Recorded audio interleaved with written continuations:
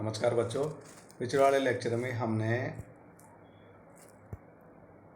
साधन के प्रतिफल का नियम के बारे में चर्चा की थी। आज हम इस लेक्चर में पैमाने के प्रतिफल के नियम की बात करेंगे।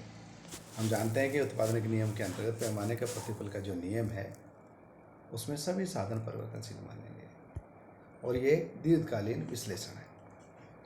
पैमाने के प्रतिफल के नियम, जिसे रिटर्न्स टू स्केल भी कहते हैं, कुल उत्पादन में होने वाले परिवर्तन के उस व्यवहार का वर्णन करता है जो सभी आगतों में समान अनुपात में परिवर्तन होने के कारण उत्पन्न होता है।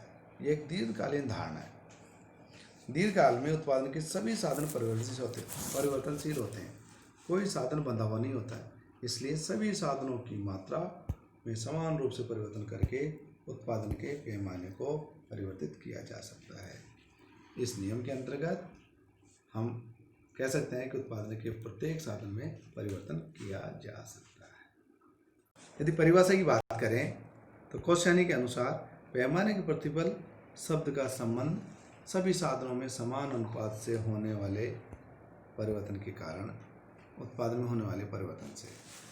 इसकी व्याख्या की जाए, दीर्घकाल में सभी साधनों को एक ही अनुपात में अथवा विभिन्न अनुपातों में बढ़ाकर किसी वस्तु के उत्पादन में को बढ़ाया जा सकता है। साधारणतः पैमाने के स्तर के नियम से प्राय सभी साधनों में समान अनुपात में वृद्धि होने के कारण उत्पादन में होने वाली वृद्धि से उत्पादन में होने वाली इस वृद्धि को पैमाने का प्रतिफल कहा जाता है। मान लीजिए प्रारंभिक उत्पादन फलन निम्न प्रकार है, जैसे P = फंक्शन ऑफ ब्रैकेट के अंदर L K। यहाँ उत्पादन के दो साधन अर्थात L श्रम और K पूंजी को समान अनुपात M में बढ़ा जाएगा तो कुल उत्पादन बढ़कर P1 हो जाएगा। अतः P1 = फंक्शन ऑफ ब्रैकेट के अंदर ML.MK। यदि P1 उसी अनुपात में बढ़ता है जिस अनुपात में उत्पादन के साधनों में वृद्धि हुई, अर्थात P1/P = M, तो इसे पैमाने का समान प्रतिफल कहा जाएगा। यदि साधनों में होने वाले परिवर्तन के अनुपात में उत्पादन की मात्रा P1 में कम अनुपात में परिवर्तन होता है, अर्थात P1/P < M, तो इसे पैमाने का घटता प्रतिफल कहा जाएगा।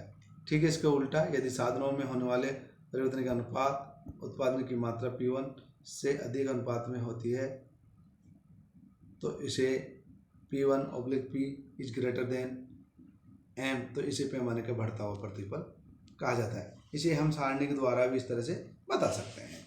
ठीक है। पैमाने के प्रतिफल की अवस्थाएं।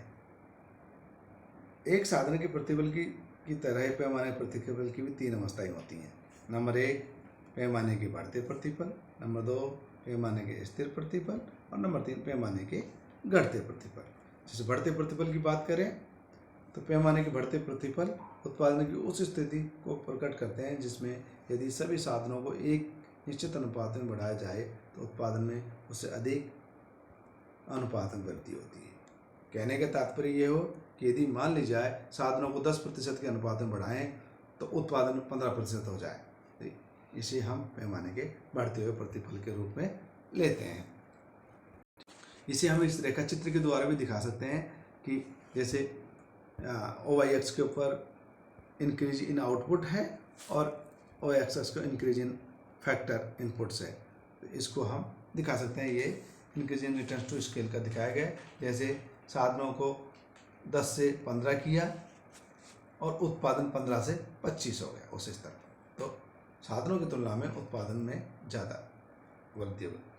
इसी को अब बात करें दूसरे पैमाने के स्थिर प्रतिफल, उत्पादन की उस स्थिति को प्रकट करते हैं जिसमें यदि सब साधनों को एक निश्चित अनुपात में बढ़ाया जाएगा तो उत्पादन भी उसी अनुपात में वृद्धि होगी।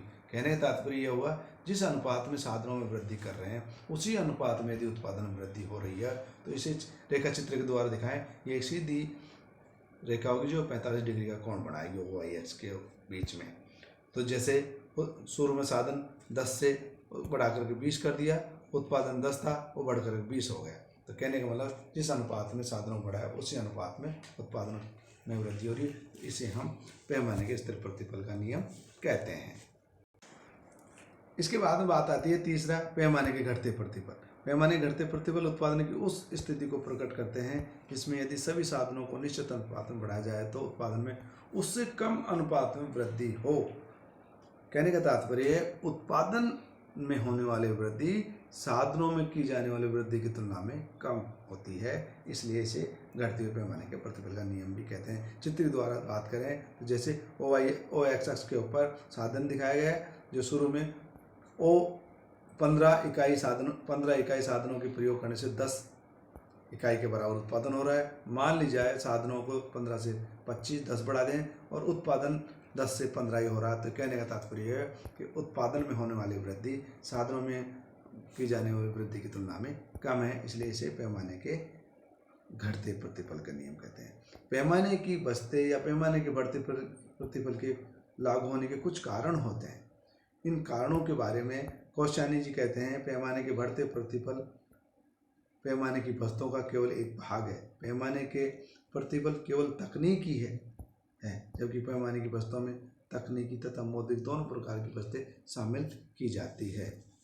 पैमाने की वस्तुओं को दो भागों में बांटा जा सकता है, पैमाने की आंतरिक वस्तुएं, पैमाने की बाहरी वस्तुएं। पैमाने की आंतरिक वस्तुएं इसके अंतर्गत आती है जब एक फर्म अपने उत्पादन के पैमाने का विस्तार करती है तो उससे कई प्रकार की वस्तुएं प्राप्त है। इन वस्तुओं को आंतरिक वस्तुएं कहा जाता है। पैमाने के बढ़ते प्रतिफल आंतरिक वस्तुओं के कारण प्राप्त होते हैं। आंतरिक वस्तुएं वे वस्तुएं हैं जो केवल फर्म को ही प्राप्त होती हैं। परिभाषा के रूप में बात करें तो आंतरिक वस्तुएं वे वस्तुएं हैं जो कोई अकेला कारखाना अथवा अकेली फर्म बिना किसी दूसरी फर्म की क्रिया के प्राप्त करती है। ये वस्तुएं उत्पादन में वृद्धि होने से प्राप्त होती हैं और बिना उत्पादन बढ़ाए प्राप्त नहीं हो सकती। वास्तविक वस्तुएं धन संबंधी वस्तुएं, कुछ होती हैं श्रम संबंधी वस्तुएं, तकनीकी वस्तुएं या अविभाज्य वस्तुएं, फिर आती है स्टॉक संबंधी वस्तुएं, विक्रय संबंधी वस्तुएं, प्रबंधकीय वस्तुएं, यातायात तथा संग्रह संबंधी वस्तुएं। इन वस्तुओं को हम श्रम संबंधी वस्तुएं, ये वास्तविक वस्तुएं हैं, और धन संबंधी वस्तुएं ये फर्म के लिए आंतरिक वस्तुएं हैं।